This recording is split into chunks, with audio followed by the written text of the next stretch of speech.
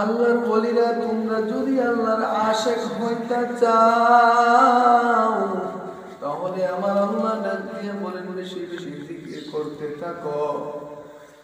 কোন জিকির করবা? যে জিকির করলে আমার মালিক খুশি হয়, যেই নামে করিয়া ডাকলে আমার মালিক তোমার প্রতি রাজি আর খুশি হয়ে যায়। এই নামগুলো নিয়ে যদি বারবার ডাকো তাহলে আল্লাহ রাব্বুল আলামিন বলছেন বান্দা বেশি বেশি স্মরণ করার কারণে আশিক মাসুদের সাথে সম্পর্ক গড়ায়া যায়।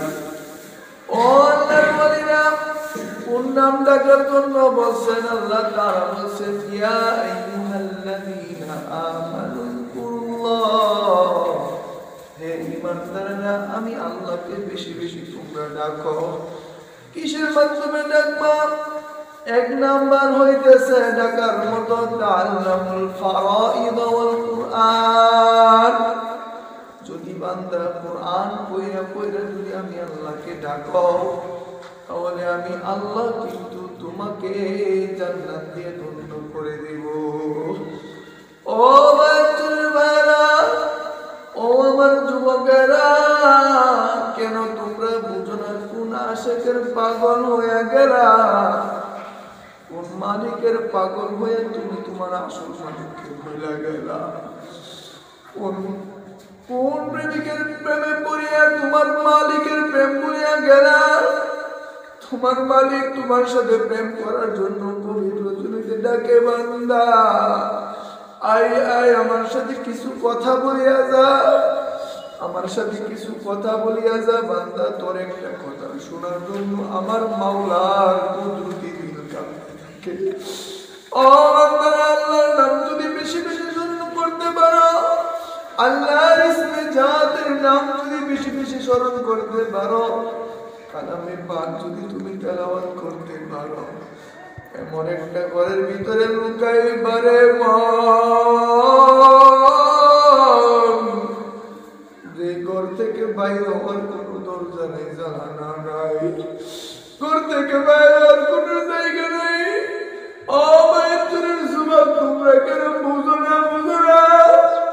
যদি তুমি কালামে পাকের সাথে তুমি যদি সম্পর্ক করাইতে পারো তাহলে সেই কালাম তোমাকে একটি পাখির ডানার মতো দুই হাত প্রসারিত করে তোমাকে ব্যবস্থা করে দেবে।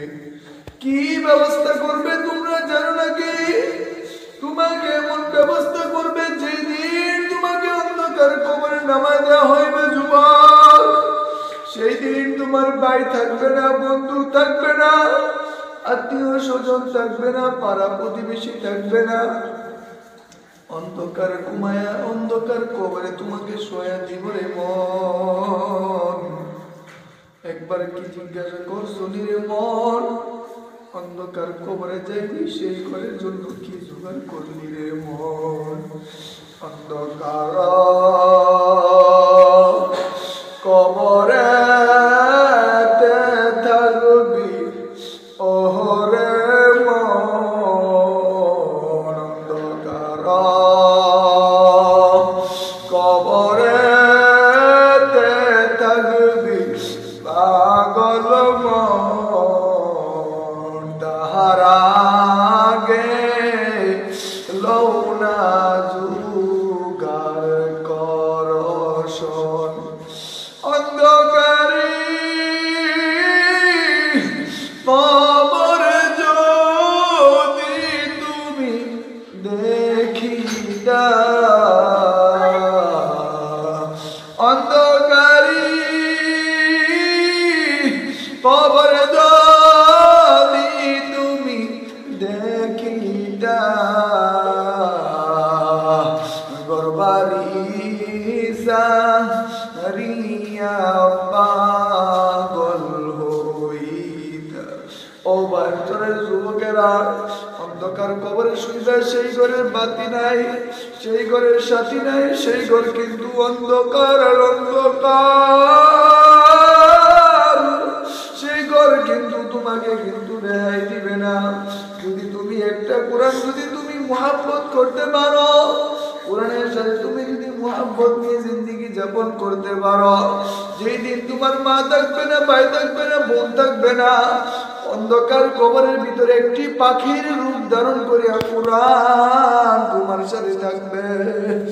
ও বাচ্চাদের যুবকেরা, ও বাচ্চাদের বাচ্চারা, দাদারা, তোমরা যদি তোমার মালিকের সাথে যদি সম্পর্ক করাইতে পারো, কালামের সাথে যদি তোমরা সম্পর্ক যদি কমপ্লিটলি করতে পারো, তাহলে কালাম একটা পাখির নেই, একটা ডান পাশে থাকবে, একটা বাম পাশে থাকবে। একদিক দিয়ে জাহান্নামের ফেরেশতা আসবে, অপর পাশ দিয়ে জান্নাতের ফেরেশতা আসবে। এমনি ভাবে এক ডানা দিয়ে তোমার জন্য এক ডানা দিয়া এইভাবে বাহির করিয়া দিবে। যাও যাও, তাকে আর বিরক্ত করিও না।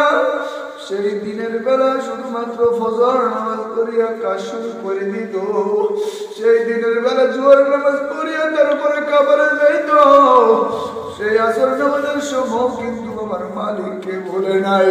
তুমি কেন আসছো, তুমি কেন আসছো এই মানুষটাকে কষ্ট দেওয়ার জন্য? সেই মানুষটা জানো না আমার মালিকের সাথে খুবই সম্পর্ক। দাও দাও, তাকে আর বিরক্ত করিও না। দাও দাও, তুমি আর তাকে কষ্ট দিও না রে মন। এইভাবে যখন কষ্টের ফেরেশতা অথবা জাহান্নামের ফেরেশতাকে বলতে থাকবে, আমার মালিকের কাছে গিয়ে ফরিয়াদ জানাইবে, আমার আল্লাহ, আল্লাহু আকবার বলো না ভাই। তোমার এক পাগল ভরা বান্দা নাকি কোরআন পড়তো, কোরআন ডান পাশে এসে দাঁড়িয়ে যায়, এই সামনের দিকে এসে দাঁড়িয়ে যায়, বাম পাশে এসে দাঁড়িয়ে যায়, মাথার দিক দিকে এসে দাঁড়িয়ে যায়। আমি কোন ক্রমে তোমার বান্দার কাছে যাইতে পারি না।